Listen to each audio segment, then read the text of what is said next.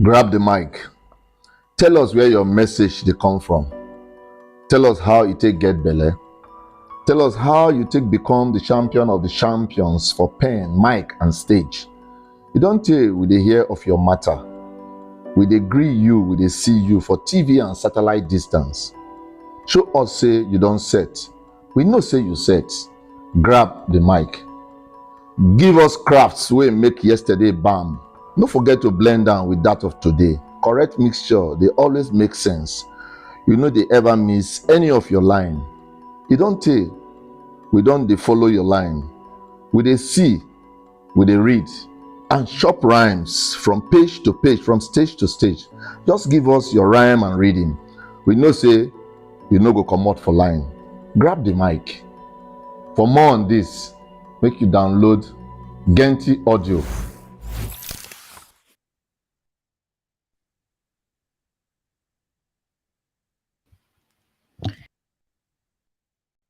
Fantastic. Thank you so much. Hi, everyone. My name is Ojiugo Uche, and I am the co-founder and CEO of Genti Media.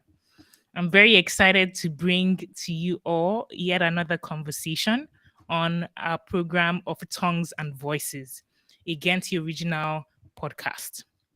In Tongues and Voices, I have conversations with authors, writers, with creators, conveners about their works at the intersection of African language, African expression, African stories, and content.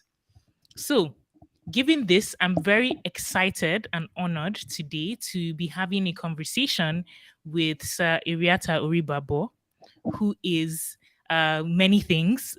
Among those, he's an author, he's a poet, he's a literary activist as well. So Eriata Oribhabor is known for his writing of poetry and prose in the English language, but also in Naija Pidgin.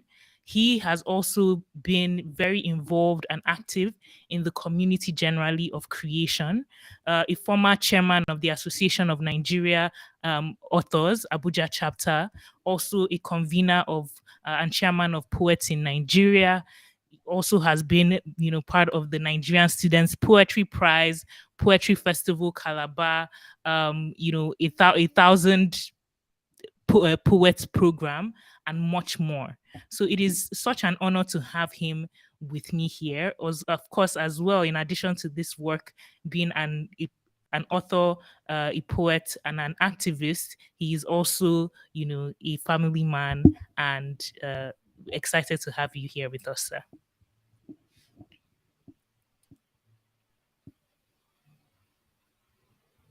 Great to have you here with me, sir. Oh, we can't hear you. I think your mic might be on mute. Thank you very much. This family man line that you added now makes me really happy because nobody has introduced me as a family man ever. Oh, really? I mean, because the thing. So I like that. I like it. Oh, fantastic. And I mean, I did that because, right, we are, it's such a wealth of things, and I know I've only scratched the surface on my introduction of who you are, because of course we're so multifaceted, and you particularly with your energy and with the breadth of things that you do and you've done, which I know we'll talk a bit more about in later parts, but I've only scratched the surface. Yeah. So glad that that was something you liked hearing. And now I think I'll just give over to you as well to maybe add some parts that I didn't add, and also in your words, introduce yourself. Thank you very much for having me. I'm delighted to be here. It's not all the time when we have the opportunity of having stage as it were. So that was when I introduced that poem, Grab the Mic, is to say that once you have the opportunity of the mic, use it well. I thank you for having me here to talk about myself, talk about my work. So I think you said all that. I will say about myself. I'm a poet, I'm a writer. I do a lot of things with the poetry. I'm I'm always happy when I write and I read what other persons as well. Former chairman Mm-hmm. Association of Nigerian Authors, present voice in Nigeria. And like you said, so many things roll into one, but I'm just me, Eriata, who is always wanting to use poetry to impact society positively. Thank you very much. Okay. Fantastic. Thank you, sir, for also, adding to what I said. I'm not sure if it's from my end. There seems to be a bit of a fluctuation in the vocals, but we'll see if we can figure it out. Yes, there seems to be some um interruptions with what you're saying, but let's move forward and hopefully it gets better and we can hear you more clearly. So thank you for that introduction, sir. And I would just say as well, something that I've not mentioned yet is, how we came to be even here and how we came to be having this conversation. So, sir, we at Genti, we are a young startup, started or launched our product to the public in August of last year, and we are focused on having a platform which we've built and we're now growing that is about celebrating African stories in African voices in African languages. And as part of the push that and to push that forward, we introduced and opened up a call for a pigeon competition last year.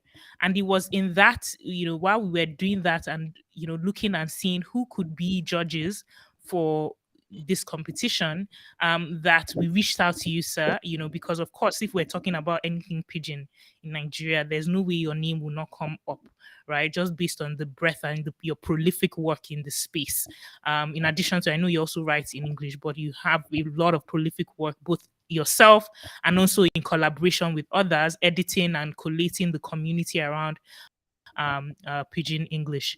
And so, of course, we came across your name and we don't know anywhere, but we just said, you know what, why not send out a code message? We sent out on LinkedIn, we sent out, and you answered us, right? And you answered us so graciously. And it was amazing to see you excited about what we're doing and seeing the possibilities as well for the Pidgin language and for more broadly creation in Nigeria. So, I mean, that was such, even just getting that response was such a boost because someone in this space of your sort of able to recognize what we're doing and it benefits. So that's when we started this relationship.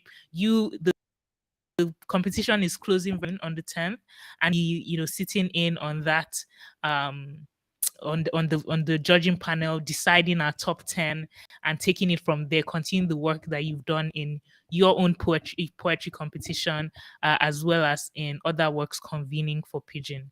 So I think at this point then, having given that intro, also how we came to be in terms of this conversation particularly, sir, I would be very excited to discuss with you not only your work, some of your work at the intersection of creation and language, some of which we've already started talking about, but also particularly about your writing and your writing habits, because you're extremely prolific. And so would want to take we want you to take us through a journey through your influences from childhood and then into your practice as a writer and where you see that intersection between creation and language. So without any further ado, then, sir, I believe you're still here with us. Would like to open it up, throw it up with my first question, which is, around your life growing up. What are some of the things that have influenced you? I know, sir, that you identify very strongly as a worry boy. It's also even on your social medias. And so if you can just share with us a bit about your childhood in Worry and some of the key memories that have informed your current sort of work and your passion for literature, poetry and expression.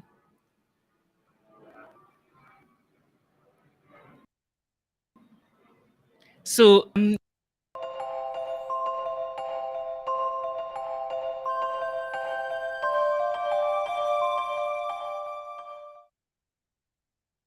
This one man doesn't look too good. Too white like the flakes, too thin, too ugly, too weak, too much hair, filled with lies. Just too much of everything. How much does she go for? Do not underestimate her. Her look may be deceptive. She is as strong as a camel. She walked 100 miles from the Sahara to the Leke Island. She's worth the price I've given you. You can pay 30 instead of 35 shillings. I'm giving you a good price. Take her. Well, I don't believe in any God. I worship money because money answers all things. I'll pay 25. If you are not selling, then I'll go to another dealer. I don't have time to waste on some useless slave. Okay, pay the 25 shillings. I watched in silence as the first dealer counted the money before handing me over to the second man. He was happy to be free from me. I have been with him for long and nobody had been able to buy me off. And when he finally sold me, he was happy because he was not totally at loss. He bought me in the Sahara from a slave market after the merchant offloaded us from the sea to the shore. He bought me for 23 shillings and sold me for 25 after working under the scorching sun and arriving at the present port. The second dealer made me walk so fast as he led me with other slaves through the passageway. We all seemed to be between 11 and 17 years, not more than that.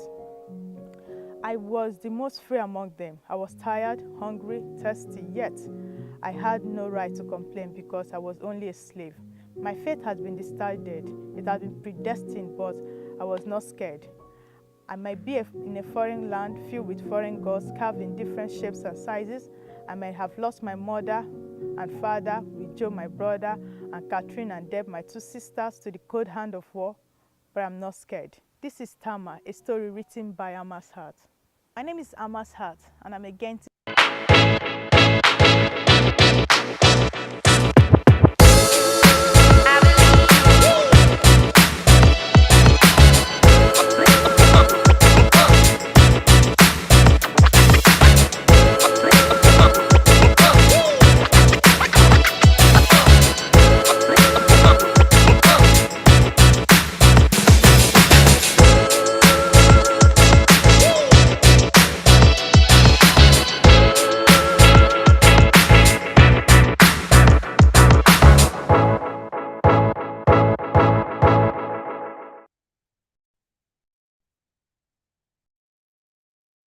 Hello and welcome back. So Poetry writing is a unique act. And if you are writing poetry, you cannot be boxed.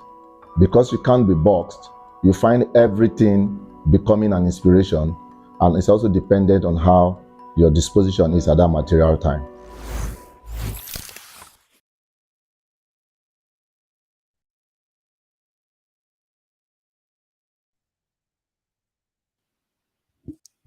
hi everyone and welcome back. Thank you for being with us and joining us. So right now we are having a bit of technical challenges getting Mr. Ariata back. So he should be with us shortly in about hopefully in about 5 minutes or so. Thank you so much, Michelle. We see your comments. Thanks for joining us here. So while we get that sorted, I'll continue to share a bit about sort of the work Mr. Ariata does that, attracted us at Genti to him. And of course, right, this is no substitute for having him share some of these experiences, which he will still do. um but I think for me, what this, and speaking with him, conversing with him, also creating with him, because right now you can listen to three of his works, at least excerpts of them on the Genti audio app. We have there One for the Road, five poems from that book collection of books on read by Sir Eriata Oribhabor. We also have as well If Havuna Food, which is a powerful poem, part of a collection that will be released by Seriata very soon, which you can also listen to, which talks about travel and the different beautiful places we have in Nigeria and in Africa. And we also have a very powerful story as well, also available on the Genti audio app, to listen to, which is from the collection of books One Leg Forward, One Leg Back. called uh, Oga Dem Plenty They Finish. And in that, I think it was amazing after we recorded it, understanding from Mr. Ariata the inspiration for that. So this is a story in Pidgin, a Pidgin story that talks where you have a soldier talking about their experience, fighting in fighting in the desert, right? Fighting Boko Haram. And there you have we hear the stories of uh how they see helicopters coming to drop food for other people, telling about what it means for young people to come one day and be gone the next day, just like the very visceral reality of war, right? And hearing that from a soldier's point of view, experiences on the front line, really, serving this country, right? And for that particular soldier, they were doing it, for and waiting to retire once they had enough money to complete their building. So you have this very sort of rare, for me at least, like not story or perspective that we hear a lot, because a lot of times when I think of the story or not the story, the experience and the what's going on in parts of this country with the insecurity with Boko Haram that has been going on for a long time, it's very easy for it to be removed, right? For it to be about some people somewhere, right? Not realizing the real human cost for it to be, not realizing and really understanding and really hearing. I mean, I think it's one thing we know, right? We talk about the Chibok girls. We know these things. We see them on the news, but there's something I like story because it's really made it that much more. And so this was all inspired. Mr. Ariata has said from a conversation he had with a soldier somewhere around Bonny Camp in Lagos, right? When he saw someone and was dropping them off, and how that story evolved and that conversation evolved. And I think for me, what also made it so powerful a story was that when I was hearing the story, I could really hear it, right? Like this is how we would speak, in Nigeria. This is how such a story would unfold with some elements, you know, in English, but a lot of it in Pidgin. And, for me, there was something just powerful about hearing that story, not just reading it, but actually hearing it in a voice that I recognized, in a language that I could, like, it just took me there. And I think that speaks to the power not only of audio but particularly and to Mr. Ariata's work, to the power of language as a way to build community and to share our stories. I think that also takes me to some of what I would love to explore with him today once he's back, which is around his travels as well. So being work being a civil servant working at the Department of Petroleum Resources and traveling based on that to different parts of the country, whether when he was posted to Abuja or to Kaduna or to Lagos. We've had conversations about how you encounter different types of pigeon in those different places, and how Mr. Ariata, and he tells it best with his notepad, writing new words and asking questions about the way that a language is infused, different um with our lives, really, right? Like language expresses our lives, and so it's affected by the way we live, and different slangs or ways of expression come up, right? Language is so dynamic. It's a living thing. It's not something that is static, right? And so, whether that's pidgin, whether that's English. And I thought that was powerful, that story of you know, how different places he was sharing different pigeons, and that was based on the lived experience. I think I want to dig deeper in his work, sort of collating um in his work, sort of collating the pidgin words, working on a dictionary for the pidgin language, which he has been doing for many years. So we really have so much to discuss and such a rich conversation to have. so many avenues to through and to look at. Also, even his experience writing almost daily, right, on his Facebook page. For anyone who doesn't follow it, I recommend you do. Has daily essentially poems that he releases, and so that also speaks to like a very strong, writing practice, right? And I've, that's something I want to understand, because I know prolific authors such as himself have, these ways of working that allows them through everything to have that space to create and to produce. So we'll be having him with us back soon. I can go into a few more things, but also just wanted to mention that for those on Facebook, if during this time you have any questions that I can take, whether on, you know, talking to people, storytellers, creators, or more broadly about Genti, about the conversation. If there are areas of the conversation you would want to go in my discussion with Ms. Ariata, feel free to drop that in a comment as well while we get him back. Okay. And while people begin to do that and begin to share, uh, okay, great. So while people begin to do that and begin to share, I think again continuing on this, like the amount of conversation and where we can go with Miss Ariata, there are not only I've spoken briefly about where we can go in terms of um, his work on the Pigeon Dictionary, as well as his prolific writing and his practice, and now he's back with us, so we can be Mr. Ariata. Before you left, I had started asking you about your life, right? When you left, I gave people a teaser on some of what a conversation would entail around your childhood and your writing, your prolific writing, and your views on language and creation, and your work doing, the Pigeon Dictionary and traveling everywhere. But let's start back from the top, right? Because that's a preview. Let's start back from the top. And so the question I had asked you before you left was, um, you identify as a worry boy, right? That's something I've seen in the way what you put in social media.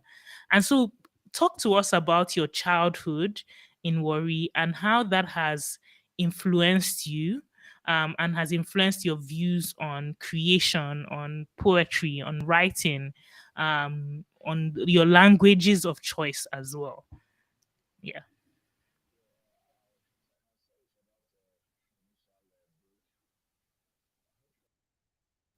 Oh, I think you're mute.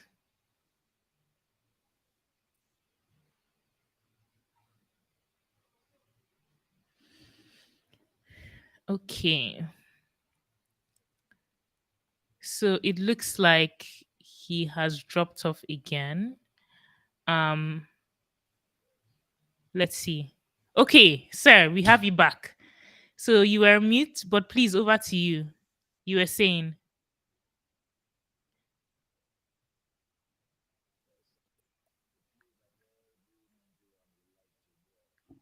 we still can't hear you, unfortunately.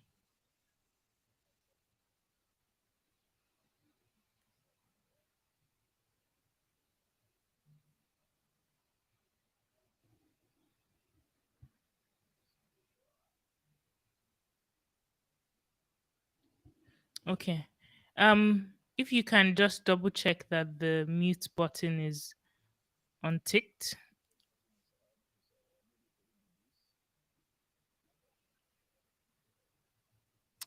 No, still not hearing you. Mm-mm. But we heard you doing the test before the call, so not sure why we're not hearing you now.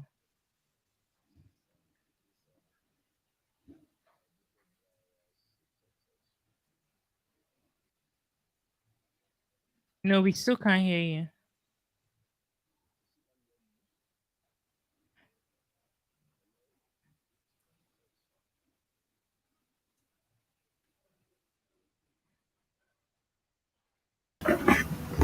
There we are. Fantastic. I heard a sound now. So please over to you, sir.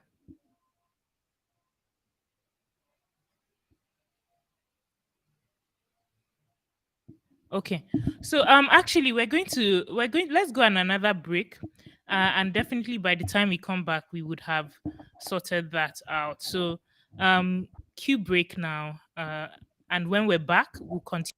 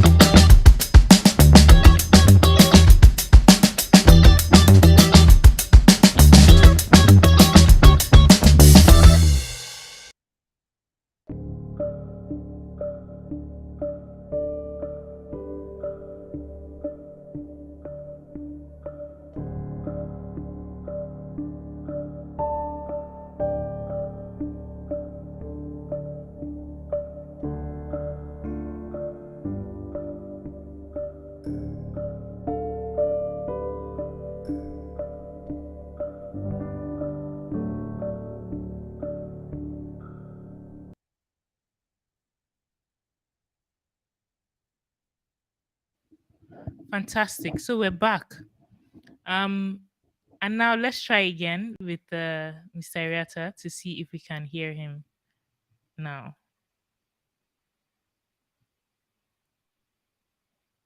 Okay, sir. So over to you. I was asking about your childhood and your influences and that made you interested in poetry, uh, in writing, and in what you do with literary activism.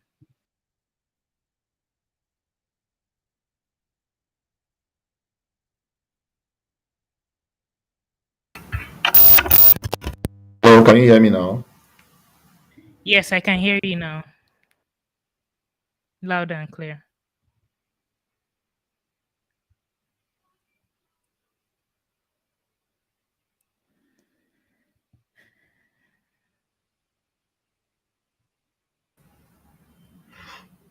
Hello. Yes, I can hear you now, sir. Yeah, I was.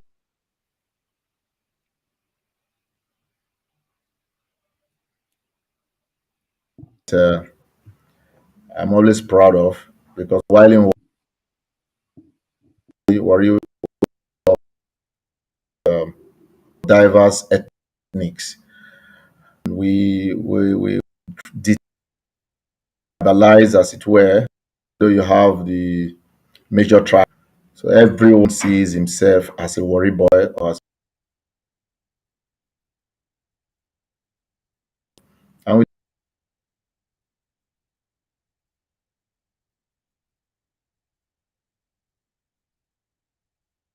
Warri, it had seen this person elsewhere before. Not to talk of when you go out of Warri. So when you're out of Warri, the Warri boy will not be asking you which tribe you are. Rather, once he listens to your accent, pidgin, he will just say, "Are you a Warri boy?" And that saves,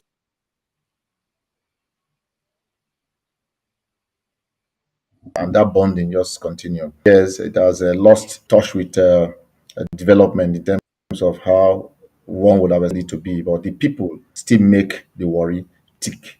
Warri is a place to be. It's a place anybody want to be. My very first writing in pidgin article written in Abuja many years ago was titled "Warri and the Nigerian Pidgin," and that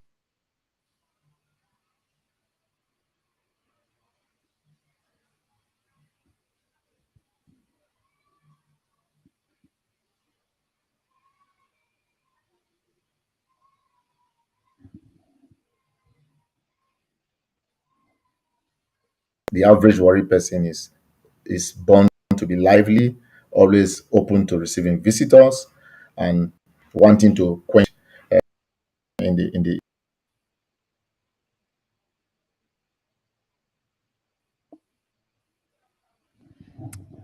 Okay, guys. It seems we are having technical issues that we're not going to be able to resolve. Wow. So apologies. We are likely going to have to close this out and reschedule. Thank you everyone for joining us. I think I see a comment before we close out saying poets aren't usually seen as powerful or strong people in general. How did you grow up as a poet in a place like Warri? How did the people take to your talents? So thank you, Daniel, for that question. I think that is a question that we'll park. We've taken note of. And when next week, when we can get Mr. Eriata on another conversation, we will reschedule this conversation and definitely have it. So at that point, we'll take that question. So thank you once again for joining us. We will please follow Genti Media to be informed of when next we will try this conversation. In addition to that, please check out the Genti audio app to hear a range of content across 12 languages, including Sir Eriata Oribabor's works. We have three, except from three of his books, which will be launching and coming out soon. So that's the books will be coming out soon, but the audio is already on Genti Audio. So you can go there to hear some of his powerful voice and powerful works, as well as checking him out on his own Facebook as well. Thank you everyone for being here with us. It's been a pleasure and looking forward to our next full conversation. Bye.